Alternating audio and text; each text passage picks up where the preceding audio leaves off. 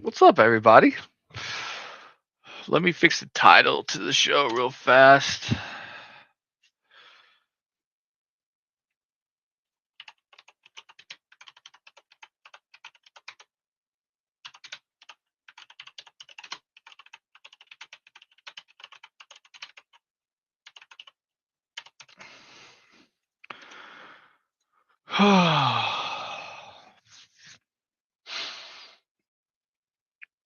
All right.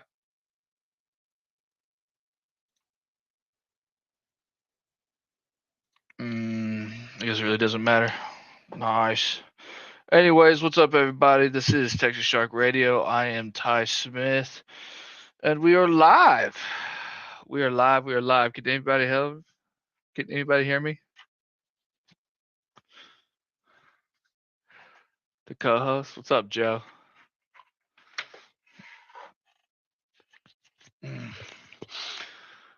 Anyways, we got an awesome show for you today. I got somebody coming on as a guest appearance. It's going to be a fun time. We're going to be talking shark fishing. Um, and we're going to be rocking and rolling on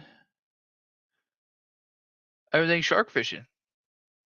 So, yeah, that's what this week is about. One of my good buddies is joining us, and we're going to kill it. So, what's up, David? But give me a good time. What's up, JR?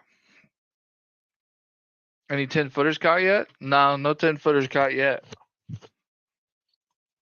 I haven't caught nothing. But yeah, so we're gonna jump right into this. We're gonna play our little thingy mabobber, our intro, and then I'm gonna bring on the guest. And we got some cool announcements. We got some fun things to talk about. And it's just gonna be a good time. So y'all hang in there.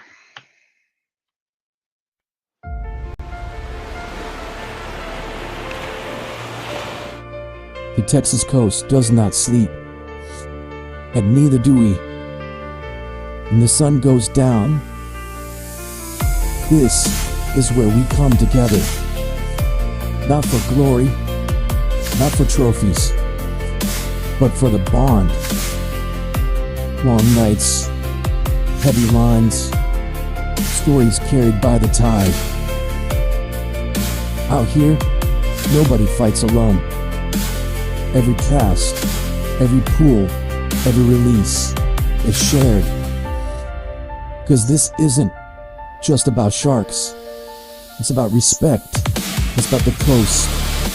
It's about the crew. This is Texas Shark Radio.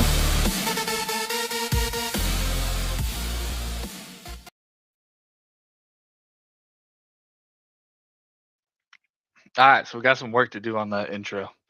I think Gary Patton's going to put together a great video for me. I got to get together with him. I need somebody that has time to edit videos because I don't have time. No one pay attention to this mess on the right of me, by the way. I'm just going to use my body to cover it up. I'm going to sit like this the whole time. Anyways, the Real Hustlers tournament was this weekend, wasn't it? It was on Saturday. I wish I could have gone yesterday, but I was working.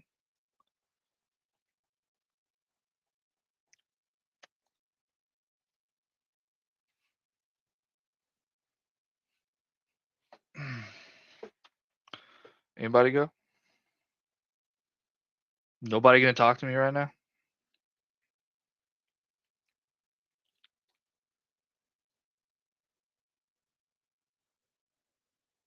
What's up, Chris, Nick, AJ?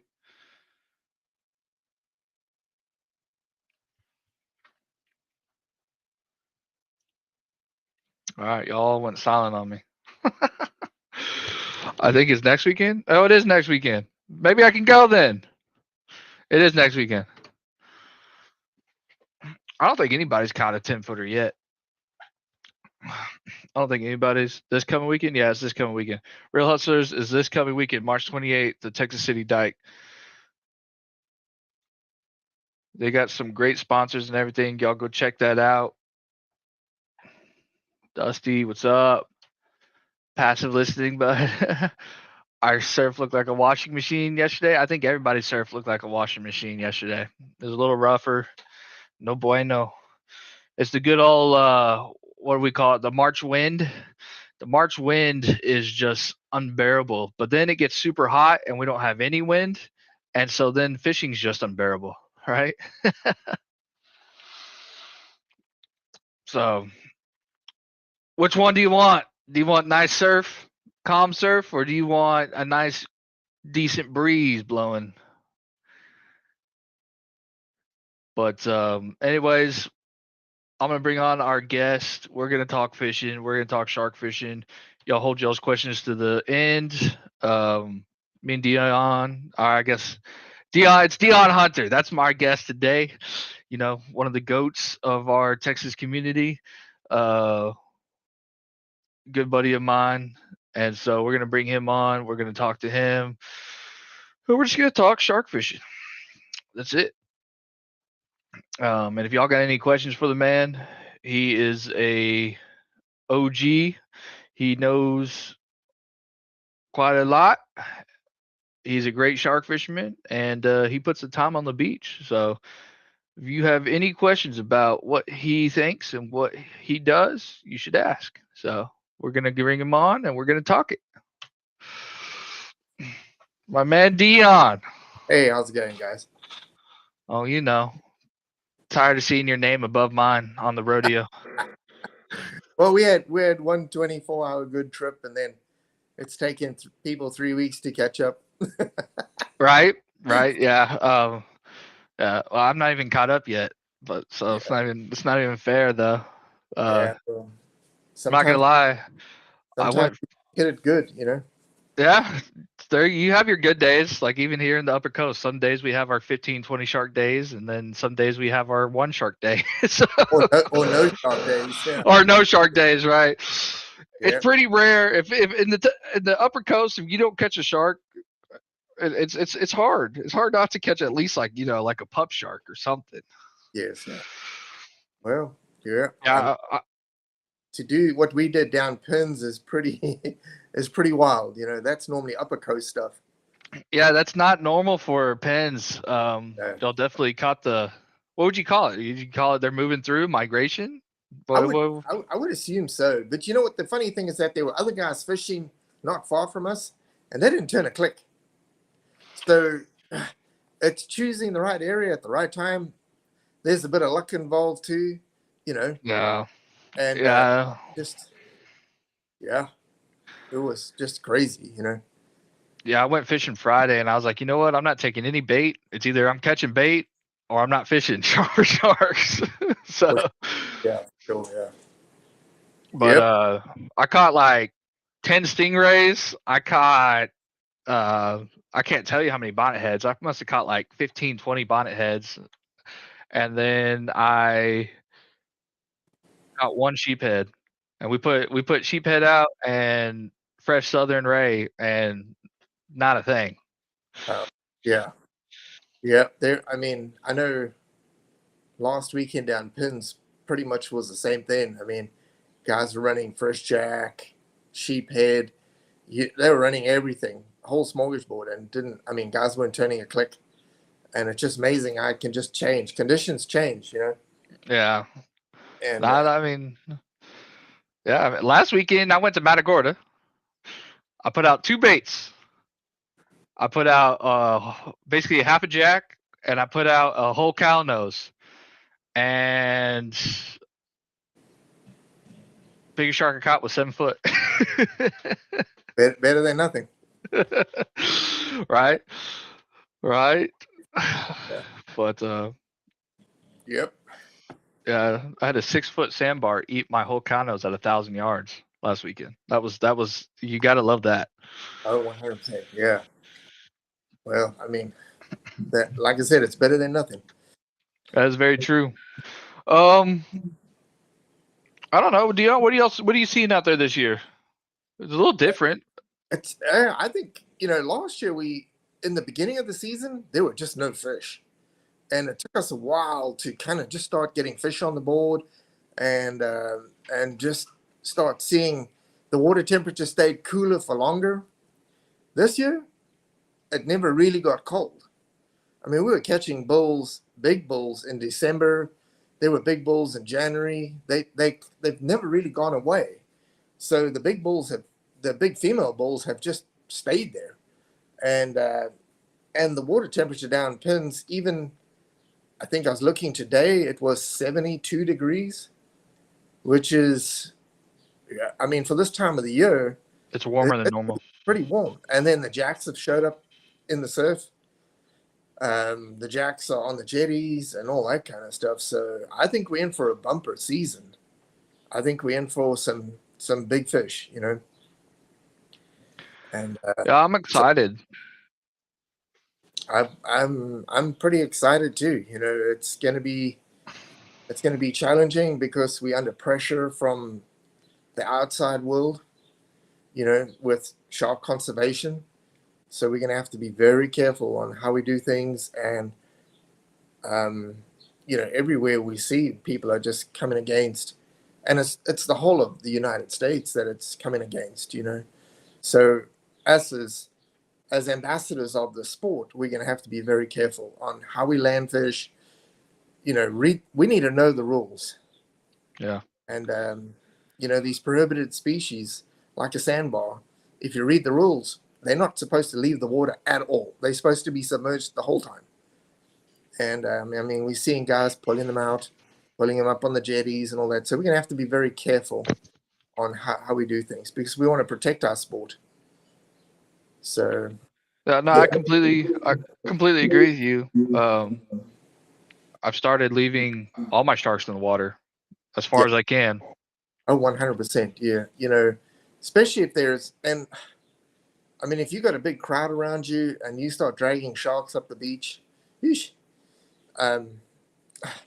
yeah, it becomes a problem because you just don't know who's looking on, Yeah. and Yeah. and it looks bad for us. But I think most of the guys do it good, But there's obviously just, a lot of the stuff happens in Florida where they get a lot of the white sharks and stuff like that, which I think we're going to start seeing them down here. I don't know. I think something has changed in our ocean, and the currents have shifted or something has changed. And I think I wouldn't be surprised if we see a white shark soon. Well, so from what I understand is that the Gulf Stream is switching directions. That's what I've been led to believe. Yeah. Same. And I mean, if you look at the way that everything's moving up the coast now, we used to get those massive beds of sargassum. I mean, it used to be like 6 foot deep on the beach. And that's all now dumping in Florida. And we're not getting any of that. We have the pufferfish show up, which we've never had pufferfish here. And when they show up, you can forget it. You're changing a bait every hour because they'll clean you out. No matter what you put out there. I mean, you can put a counters and you'll go back out there and it's just a skeleton. That's the first time. I think the first trip last year I had dealing with pufferfish, it ruined my outlook on shark fishing a little bit. I was kind of demoralized. I was like, bro, I'm putting out stingray and there's nothing on my hook. They will eat you. I mean, like I said, you just get left with a skeleton. They just eat it all up. And yeah.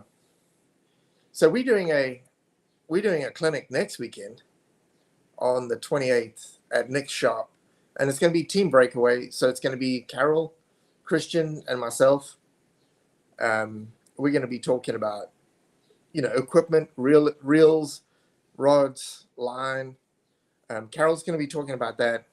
Christian's going to be talking about safely releasing big sharks. I mean, he's done it very successfully. I believe he's released a couple of 14-footers, hammerheads in Texas.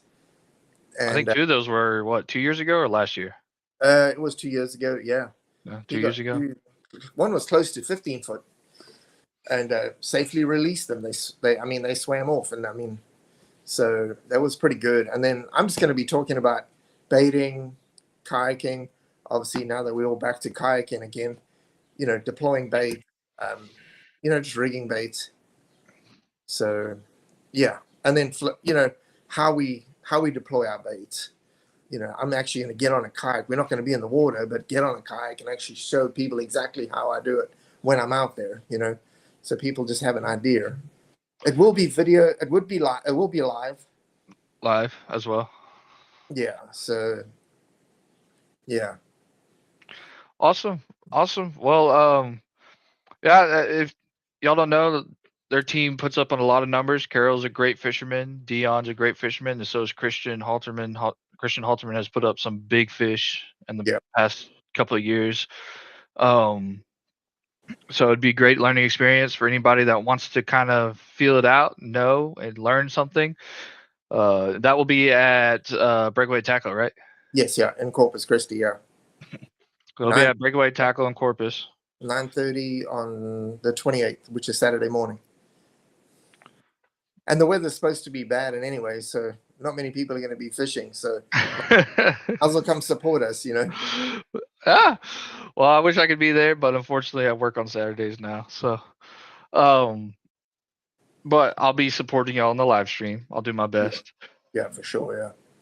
Absolutely. But talking about kayaking, like, are you one of those guys that just throws the bait and the weight over? Or are you one of those guys that you set the weight down on the bottom and then you let it go? No, I'll always I'll take a bit of line, throw the bait, and then grab on the bait side of the weight, grab the line, hold the other line, let the weight down. So everything falls in a line. And then I'll clip my float on last. And which goes right at the end of the leader, So because sometimes people just take it and just throw it off and it gets tangled. And what I have noticed, if you don't lay it out nice and correctly, you will have your line get stuck in your weight. So your weight doesn't sit correctly, or it doesn't run like it should. So I'm very particular on how I do it every single time. So that's going to be a little demonstration that I'll do at the shop. And obviously it's going to be on the concrete, but I mean, I give people a visual idea of what we do. Of what you do. Yeah, I've always wondered about that because I'm more of I put my bait in and then I put the weight down, let the weight sink to the bottom, and then I like to push against the weight a little bit and make sure that it's stuck. Also depends, are you using copper weights or stainless? Well, deploying lately, I've just been using 1 pound stainless. Okay, see that you can do it with that, but when you're running copper weights, yeah, you can't really do that. Copper weight. Oh. I've been running the whole of last year. I think it was only 2 trips that I used a 1 pound copper weight. The rest of the time I was running like 8 ounce to 10 ounce copper weights, and they're all sticking. That's how you bend your wires, Yeah. Yeah, it's and then you're gonna show everybody how y'all bend y'all's wires and everything at the. It's different when you're fishing upper coast. You bend it different to when you're fishing down Pins. Pins is sandy bottom. Upper coast is like a clay bottom. So there's different ways that I bend them, and there's all different techniques and yeah. And I mean, copper weights, you definitely can't put the pressure on that you would do with a stainless steel weight, so because the stainless steel wires are going to dig in, and they're not coming loose. Somewhere in the garage. So yeah, I mean, I know a lot of guys will just have to go kayak out there, pull the weight up, and then reel everything in because I mean, those things bury in the sand, Yeah, but I don't know. The ones I use don't bury horribly. Too bad. Right. I just power it in. The copper. Yeah, I mean, you can. I mean, I'll I'll get into my Grillox fighting belt, put it in low gear, and just start reeling. Yeah. Stop until it pulls loose. Then you can just put it in high gear and crank it. Yeah, the one thing I don't like about copper weights is if you get like a tricky fish that like hits your line and then they pull that weight, it's hard to get it set again. Depends on if you down pins, and if you we've had it before where it will hit, run, and then reset. But we've also had it where it'll hit it really hard and it straightens the wire out. So you hopefully that it will roll onto the other side and have the other ones that'll stick. So I've gone away from stainless steel. I've gone totally away from it. I have them with me, but if the sea's that rough, then that I have to run stainless steel wires, then I'd rather not just fish. Just not rather, yeah. What was the point at that point?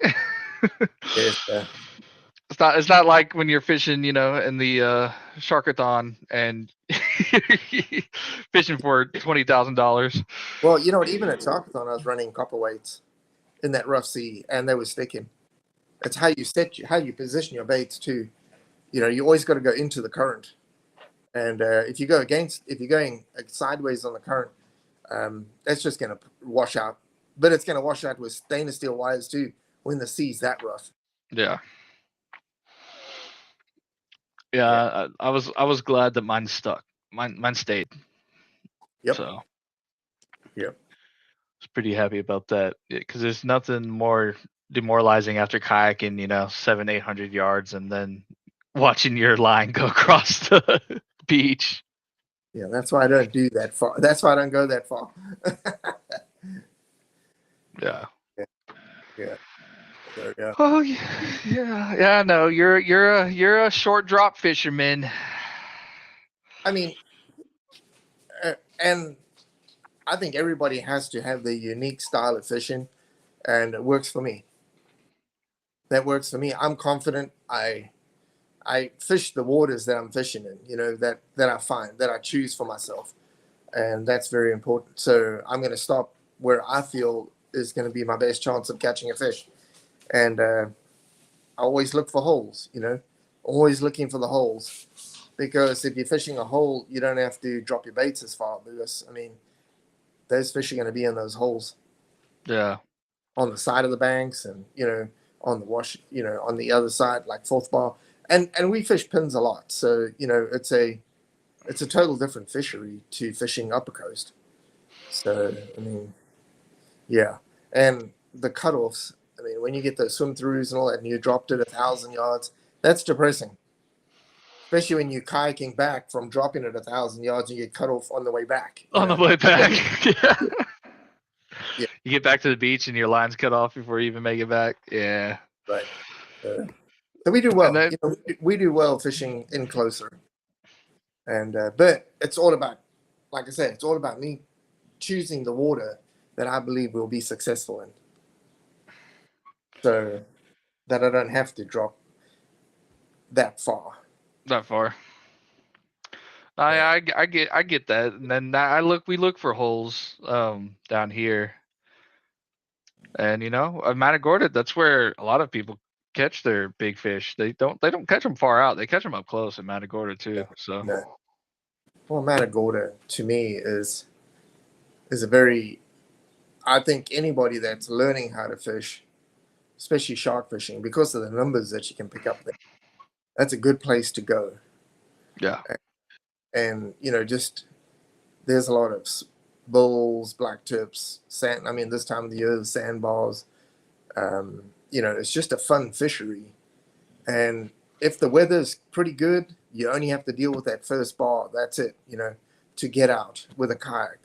Where down pins, you may have to deal with 3 bars that you got to get over and all that kind of stuff. So, but I'll tell you what, that first bar can beat you up at Matagorda. It can. Like it gets violent right there on that first bar. Oh yeah. People are like, oh, that's easy. And then they'll get flipped out before they even move, It's definitely a different fishery.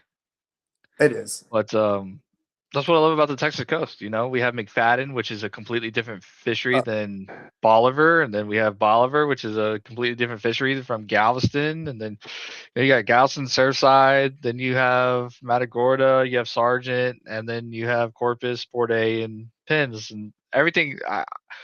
It just feels like every single beach has a different fishery on it. So 100%. Yeah, and I think it's, you know, everybody kind of looks at those upper coasts and think, well, you're not going to get all your big fish there. Why not? You know, why wouldn't you get a 12-foot hammer up in Galveston? You know, these that's fish what I'm have saying. these fish have tails. They swim around. You know, if they stay in the water, there's no reason why they shouldn't be there. Now, I mean, obviously the water is deeper down Penns and all that, and there's different currents that come in. So, there's got to be. I mean, Matagorda's every year has produced a 11 foot, 10 foot, 12-foot tiger. You know, Yeah, that's what I was trying to do last weekend. I think you're just a little early. I think the water's still a little cool there. It is. It's colder. It's colder in It's colder in Matagorda than anywhere else on the Texas coast. Yes, I think I saw it was like 65 or something like that, 64. Yeah, it is colder in Matagorda than anywhere else on the coast, which is crazy to me. Well, it makes that kind of, it's like a belly there. Yeah. And the water, Matagorda, some of that water can get deep. I mean, it gets deep, and so obviously the water's going to be cooler. And you got two estuaries, well, river systems that run out on either side. So, yeah. Yeah, and just going off Jeff's comment, gotta love August. Man, last year it was bad. As soon as it got dark, every single line got cut off. Oh yeah. And it didn't matter what you had out. I mean, you could have, no matter what kind of line you had out, no matter what, it was just, I mean, you just watch it go like ding, ding, ding, ding, just get cut off. And that's the nice thing about fishing with floats, which we do always do. You just run out there and go and reattach or go and get it in, you know, go fetch it. So you're not losing all your gear, you know.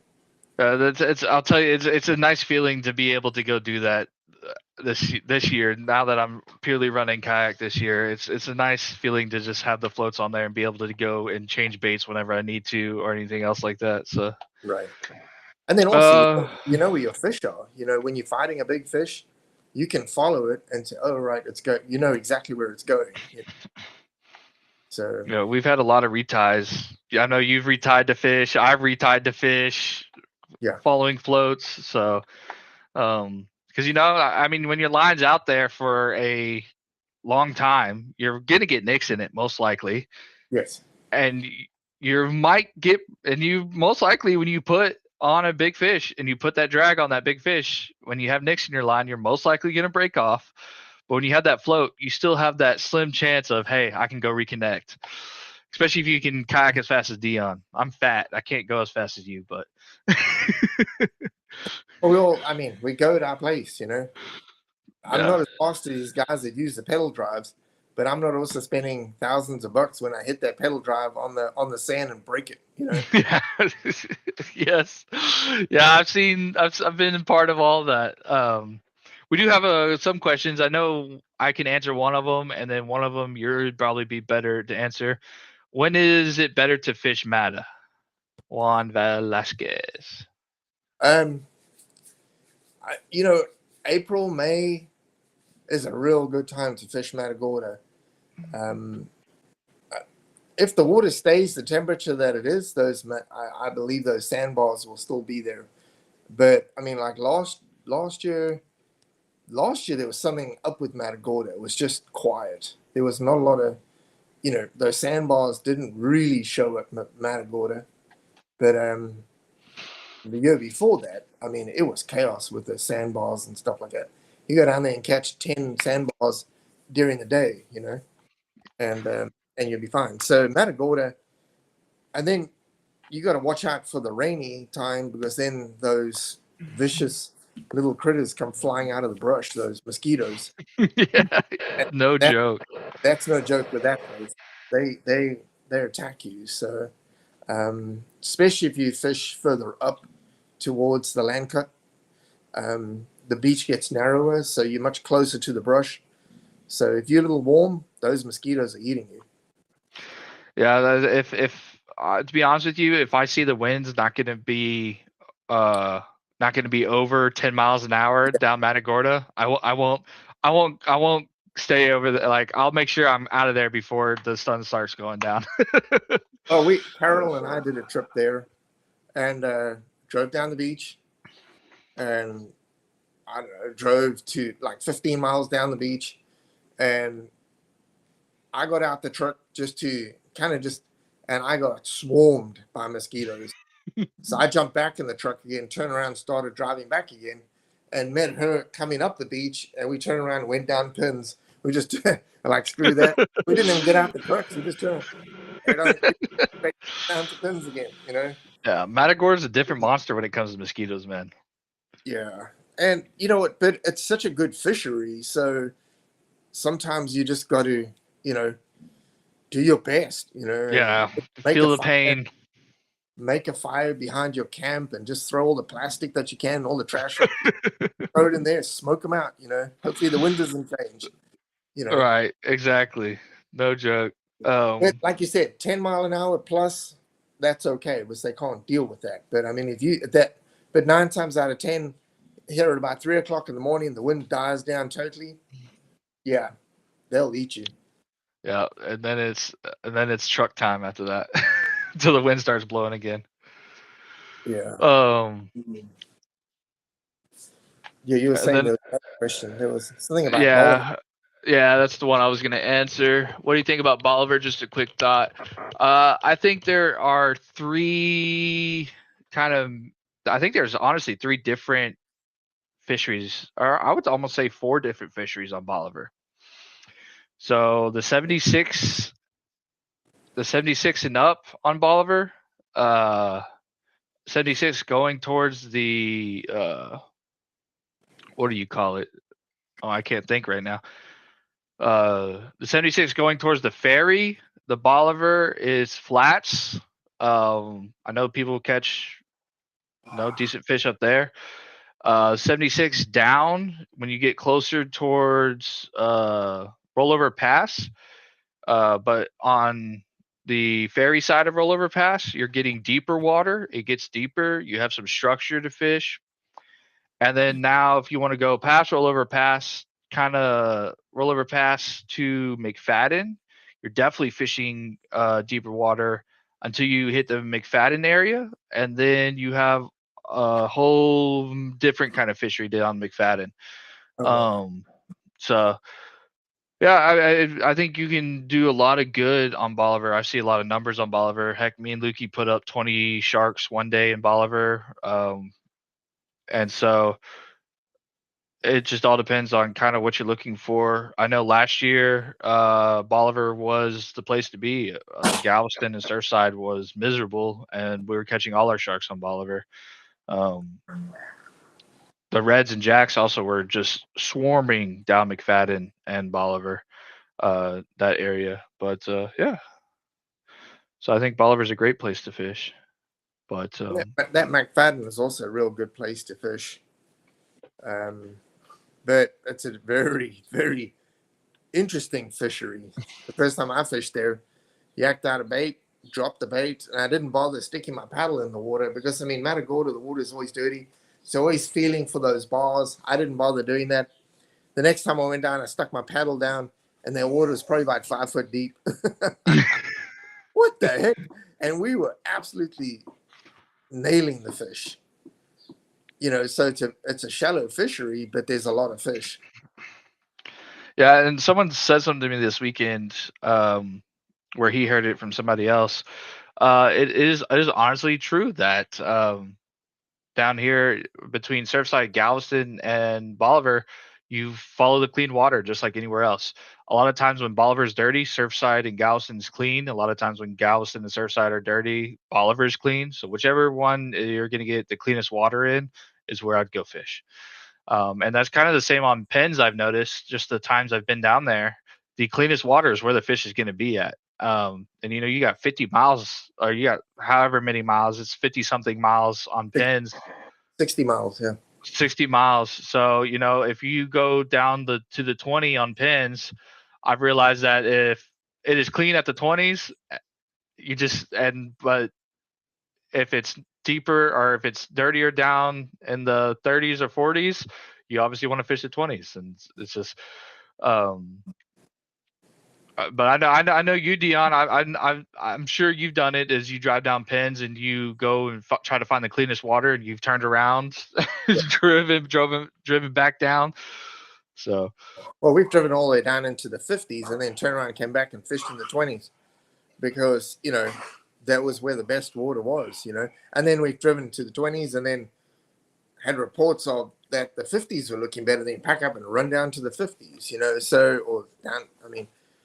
It's you got to fish that cleaner water. You got to, especially pins. You got to find that cleaner water, and I'm always looking for the cleaner water in closer. And so I'll fish those color lines, and I think that's where we do well, is fishing on the edge of the color lines. Maybe 50 yards on the other side of the color line, 50 yards on the inside of the color line, and the color line. I mean, it could go from crystal clear to just a little off clean, where it's not as. I mean, we've dropped baits at 20 feet of water, and you can see the bait at the bottom. And then generally you're not going to catch anything, but then you'll catch at night because then the fish will be feeding at night. But it's always important to find that cleaner water, and you do well there.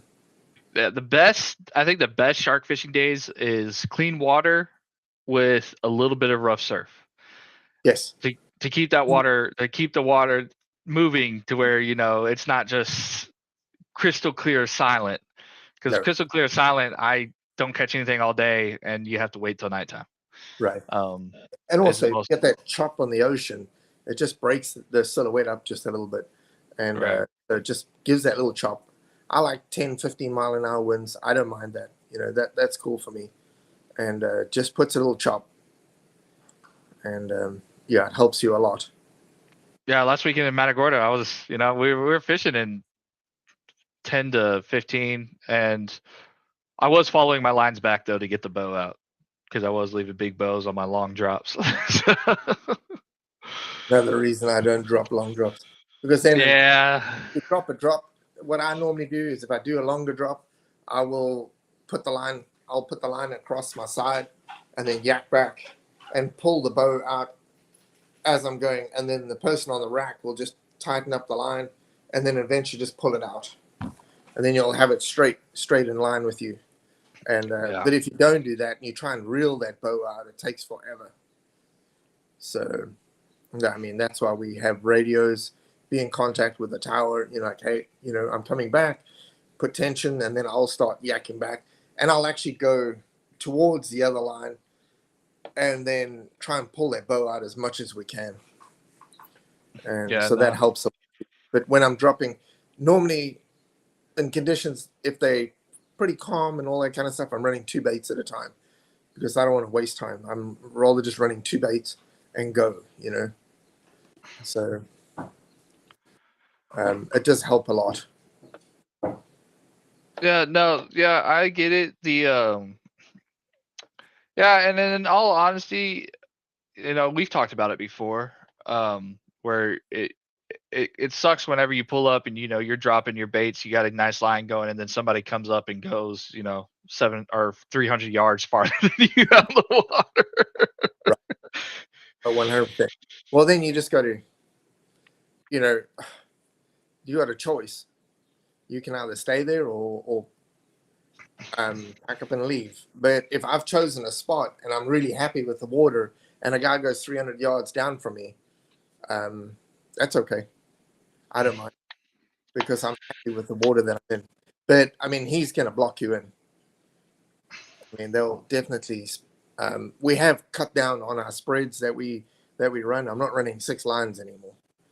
It's crazy. If you get a big fish on, you get tangled up. Yeah. Stuff like that. So it's just, I'd rather just run 4 good baits and like 2 for me, 2 for Carol. Run them out and sit on those baits, you know, and then do cast outs. Have fun with the black tips on cast outs, you know. Yeah, my normal like 3 is my normal. I don't really like running more than 2, but I'll run 3. Right. Just Yeah. like that's my personal rods. I see a guy asked a question. What is the max wave you kayak? Yeah, I've run some big seas, and I don't know what the swells were, but I mean, like Sharkathon this year, I ran baits in that big stuff. and those are at least I don't care what anybody says. Those were at least hitting. Those rogue waves were hitting at least 7 to 8 footers. Oh yeah, I absolutely smoked by an 8-footer, and yeah, I've been dumped that hard in a long time. No, you just get up and go, you know. But it's so much different here in Texas because it's not like Florida or other places. We don't have traditional sets. You know, when they talk about rough down there, yeah, they got a kayak through 3 or 4 sets or through 2 or 3 sets. Even some places in Florida, it's only 1 set. Yes. Yeah, they might have to get over 1 6-foot, 1 7-foot wave. Right. Not here in Texas. We got 3-foot wave, 3-foot wave, 3-foot wave. Oh, here comes a 7-foot wave, and then another 3-foot, 3-foot, 3-foot. And then the ones that come from the side, and you know, so it's you know, it's just a wash machine sometimes. But I mean, if you're able to, one thing I found out about our Texas coastline, there's no real consistency in the swell either. You know, most other places you'll get 5 sets, and then there'll be a little lull period. Then you get 5 sets and a lull period, 5 sets and lull. Where here it's just wave after wave after wave after wave. You just never really get to recover. So you got to make a choice as a kayaker. Your abilities, do you have the strength to power through it? Because if you don't, you're going to get washed up on the beach. And do you have the guts to do it, you know, and just go? And sometimes you just got to put your head down and don't even look up. Just go, you know. And yeah, I mean, that weekend when we were down there, we got all those fish. There were some big waves coming through there, but you get big, powerful waves, and then you get like they kind of big waves. I don't know how to explain it, but they're not as powerful. They're not trying to break on you. They kind of just like break and then they roll. Yeah. I know exactly what you're talking about too. And so there's a big wave that is going to hurt you, and there's the big wave that you can get over the top of it, you know. So it's depending on how violent the ocean is, you know. And just talking about those kind of waves, like a 3-foot wave that's trying to hurt you, there's a big a 3-foot wave that's trying to hurt you is a lot more dangerous than a 8-foot, 7-foot wave that is just rolling. Oh, 100%. Yeah, it looks intimidating, but you can kind of hit it and just go straight over the top of it, you know. Mm-hmm. And there's no real dangerous. Just to plop down, when you plop down on that kayak. Yeah, they just kind of hit foam on the top and they just roll. Yeah. You know, when you hit them, I mean, if you got a good kayak, you just hit it with a kayak and it shoots on the top of it and you go over, you know. But it's when they're breaking, yeah, that's a nightmare. Yeah, I think everybody just needs to know their abilities, you know, and then practice. Go out there and go play in the surf, you know, without line like that. You know, I mean, that's one way that you're going to learn what your abilities are. Yeah, because there's a big difference. The hardest thing, and people, you know, a lot of people just don't realize, is that the biggest thing when it comes to kayaking and why it's so hard is the line drag. The line drag is massive. You're fighting current. You're fighting sometimes seaweed. If seaweed gets on your line while you're kayaking, it is a menace. And so that is the hardest thing about kayaking is your line drag. And if you have somebody that doesn't really know what they're doing on the reel, you can have a massive bow really fast if they don't know how to adjust it, and that will kill you. You watch, I mean, especially I don't fish with any mono. I fish straight braid, so it helps for when we're kayaking. I know when you put mono on, man, it'll turn that kayak sideways if you start getting a big bow, and now suddenly you're like almost getting dragged like sideways, Sideways, yeah. and that's no fun. Yeah, and there's a massive difference between running mono and braid in general, and that's why I'm running pure braid this year because, like I'm kayaking only this year, and there is a massive difference between the line. I wouldn't call that line drag. That's more of the cut through power. The braid cuts through the water a lot easier than the mono does. Oh, 100%, yes, 100%. So yeah, I mean it makes a big difference, and I mean if I've got it on the beach where a guy's running mono, I was like, cut it off, cut their damn stuff off, Well, I mean, I like in all honesty, when it comes to mono and braid or setting up your reels, what I mean, because if there's a cutoff, you're gonna get cut off either way. Either way, yes, yeah. The only nice thing about having a bit of mono in the front is you got a little bit of stretch in your line. So when you're fighting a bigger fish, you just have a little bit of stretch where it's not so direct. Yeah, but I mean, like the guys in like Florida, they run mono to deal with the bars, but I feel like the bars are a lot more up down than ours.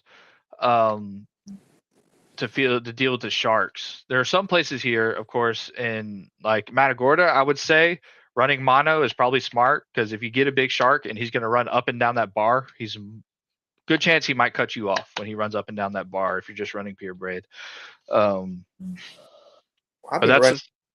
been running pure braid up there for the longest time, and I've never had an issue with that. But I mean, you're going to get your rub-offs with those oyster banks.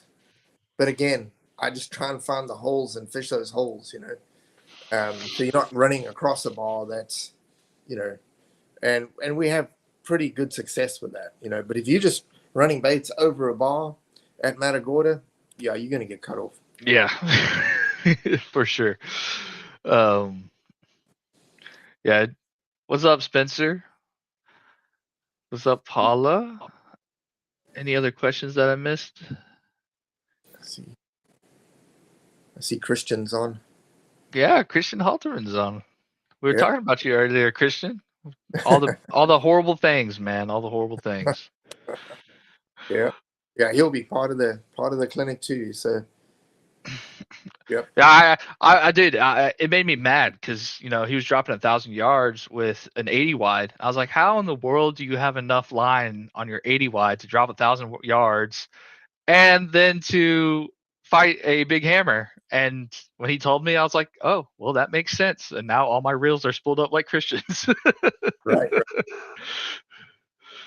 There's Paula too. Paula's there. Hey, Paula. So, what's up, Honda? Yeah. So yeah. I mean, I think we're gonna have a bumper year this year. I think we're gonna see some good catches. I just feel everything's in a little earlier. Or it may just be on time that last year it was so damn late, So, yeah, I think we're going to be good. Yeah, and last year was miserable. For the whole beginning of the season, it was just miserable. Right. The sharks just weren't here. Well, yeah. I think the water was too cold.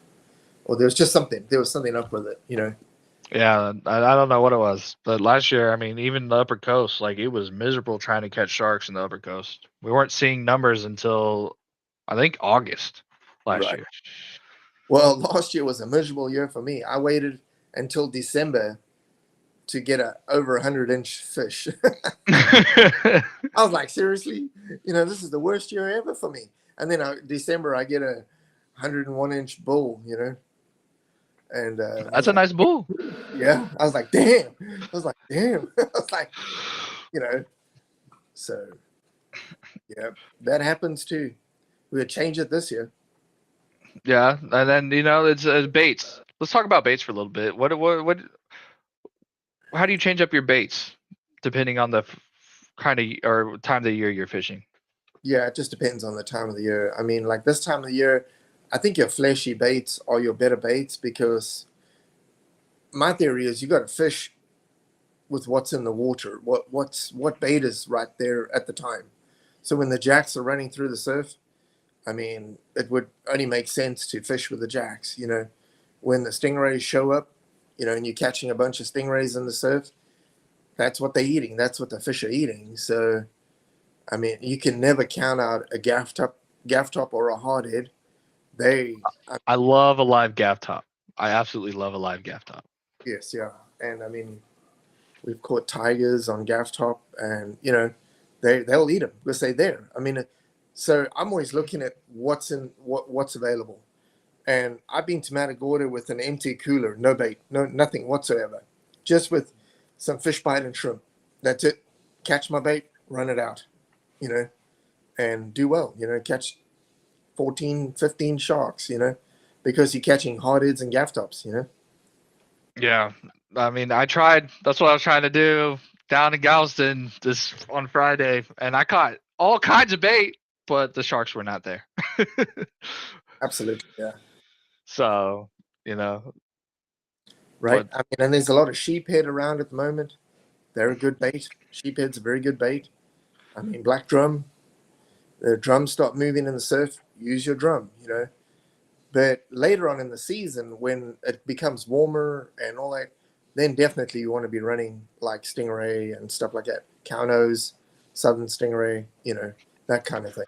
But what I've noticed, like last year, is that cow nose was not producing. At least for me, cow nose was not what used to be for all the like. Normally, you can put out a piece of cow nose, and most likely you're gonna catch a shark. It was not like that for me last year. But it was a struggle to get cow nose last year too. And that's my point, is that nobody even had cow nose here in Texas to sell it. So obviously the cow nose were never here this last year. Right. So, yeah. I mean, again, it just goes back to using what's there, you know. Yeah. You catch a good southern stingray and, you know, cut them up and use them, you know. That's one of my favorite baits, is a fresh southern. I Yes. won't use a frozen southern. I refuse to use a frozen southern. But a fresh southern, I'll use that all day long. Right. Yep. But that's just me in general. Oh yeah, I like to use them fresh. Yeah, they're good when they're fresh. So yeah. Well, guys, it's been about an hour. Anybody got any more questions for Dion? You got a wealth of knowledge here to ask some questions. If you don't have questions today, I mean, we can always next Saturday. Yeah. Next Saturday you have their it's going to be a seminar, right? Yeah. It's a shark fishing. Do you cut a plate size ray or send it whole? Ooh, that's a good question.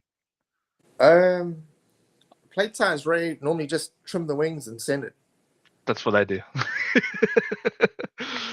Yeah, I mean, especially you're talking plate size, you're talking, yeah, I don't know if you can see it. Yeah, just trim the wings and send it. Cut the tail off it goes. That's exactly what I do with my plate size rays. In fact, some of my favorite baits is a plate size are a little bit bigger than a plate size cow nose. Yes. And I just cut the tips off of the wings and I send it. Yes. I'm not a big bait person. I don't like big baits. The one guy said, "How big do you cut your baits?" I don't like running these ginormous baits because I've heard far too many times of people saying, "Well, you know what? I had this great pickup and it missed the hooks." And so I'd rather put a small bait where the fish are than put a giant bait and hope that the fish are going to come there. And so I'd rather run smaller baits and then run a giant bait because I want when a big fish comes along, I want him to grab the whole thing and then have a hookup right away. Yeah, and that's another thing. But on another, so just to counteract that, what people that run big baits, a lot of times they run those bigger baits so they don't have the chance of that smaller shark eating that bait. I'd rather change my baits often, and I'd rather work harder and know that I have a better chance. I'd rather keep. I mean, people saw it at the tournament, just running baits the whole time. Just, not all the. I mean, when you're running like a cow-nose head or something like that, you can leave it out there all day and all night. It could Shoot, be you can leave it out there for 3 days. 25 boat if it doesn't get picked up, as long as the what's the name, the puffer fish aren't there. But yeah. Yeah, and then another thing that I've said before is I think there's you have different versions of your bait that you're presenting. Yes. I mean, you cut the middle section of a big cow-nose, just cut the head out, and then so you can get like 4 baits out of a big cow-nose. Yeah, I do that. There's another guy that asked placing hooks. I mean, it just depending on what bait you're running, it's where you're putting your hooks. If you're running a head bait, or if you're running a whole cow-nose, some people will put the hook on top. I'm one to put it through the head, right through the middle, through the head, so it's nice and exposed. And then also different size of hooks. Are you running 20-odd hooks? Are you running 24s? So yeah, just we're going to go into pretty depth with this next weekend, where we'll have dummies there, where we're going to position hooks, show how we position the hooks, where we put them, and all that kind of stuff. So that'll all be. We'll cover all of this next week, Saturday morning.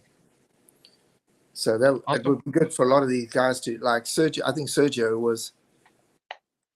Yeah, he was asking, and if he wants to tune in and watch us there, I mean, it would be good for. And if he can make it to Breakaway, great.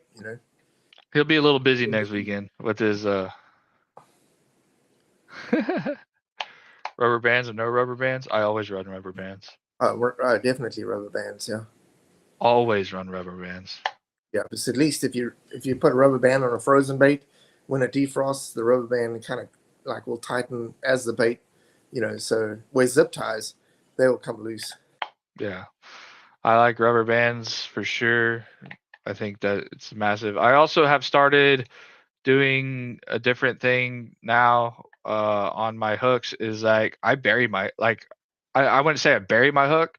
My hook is shallow in the bait, but what I mean by is like the circle part of your circle hook is sticking all the way out of that bait. And so that's just how I've been doing it. Right. But yeah, I mean, we'll go through different. I mean, we all have. I think you got to fish with what you're successful with. And I mean, I have some different ways of bringing fleshy baits. Not everybody's like, I'm not sure about that, but it works for me. So guess what? I'm happy that way. Yeah, exactly. It's a lot of trying and failing. Yes. When you miss that hookup, you're gonna be upset, and I promise you'll try something new and you'll find something that you like. Oh, 100%. Yeah. What channel do you tune into? I'm sure it will be on the. It's most likely going to be on Nick Meyer's channel. Yes, right? Yeah. And then it would be on. Is it going to be YouTube or just Facebook? I think it'll go Facebook Live. I think they're going to go live on Facebook. Breakaway. It should be Breakaway USA. Or Nickaway Nick. What we could do is I can get Nick to give me a link on where it's going to be, and I can give it to you guys. You can post it on the radio's page if you want. We'll do that. Yeah, you definitely send it to, just get the link from Nick and send it to me, and we can post that for sure. All right. Yeah. Yeah. I think education is key. I think it's just going to help, if we can just help people do it better, why not? And yeah, and I think another thing is like, stop hating on people that don't know. Just teach them. Yeah. Exactly. Don't run your mouth. Just teach them, And or Everyday Beach Life. Okay. Yeah, Nickaway. Yeah, Everyday Beach Life, and then there's going to be Beach Bomber, I think he's going to be there too. He's going to be doing it live as well. So there'll be different people going to be there. Awesome. So, Awesome. And then so we have two cool things going on both ends. If you go into Real Hustlers tournament on the Texas City Dike this Saturday on the 28th, you can tune in live while you're fishing for their tournament. Or if you're in Corpus, you show up. Yep. Or make your way down there. Yeah. So I hope to at least make an appearance at the Real Hustlers tournament, but I don't know. But all right, guys. If you have any more questions for Dion, he will be at the seminar next Saturday doing all kinds of things. Him, Carol, and Christian Halterman. It is a great and super strong team to learn from. They're also just great people to learn from. They're the kind of people that there is no stupid questions. Nope. There's only one stupid question. It's the one that you don't ask. Exactly. And they're all about teaching the next generation. In fact, Dion has helped me tremendously. Christian Halterman, when he didn't have any idea who I was, and I messaged him on Facebook questions. He didn't tell me. He was like, "Hey, go away, kid," or anything like that. He helped me out. And then Carol,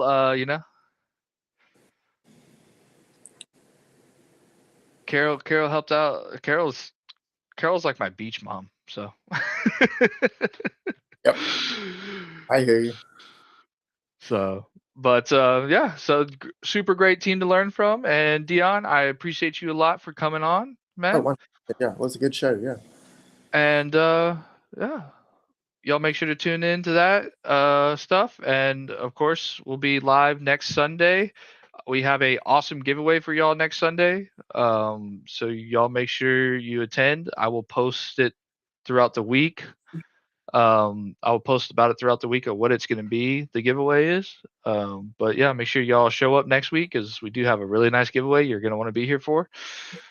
And yeah, I am Ty Smith. This is Texas Shark Radio. I'm Dion. This is Texas Shark Radio. He's my co-host today. Lukey's been in the comments. He's been helping me out in the comment section, sharing and everything. So y'all don't forget about Lukey. I know that he's uglier than me, but it is what it is, guys. The caveman. Yeah, the cave. He looks awesome. I love the way he looks now. But anyways, guys, I hope to keep doing more shows like this, and yeah, it'll be a fun time. Y'all stay tuned for next weekend, and y'all make sure y'all show up on Saturday, either to the Real Hustlers, show out to the Real Hustlers tournament, or go show out to Breakaway Tackle and learn a lot. So I will see y'all next weekend. Awesome.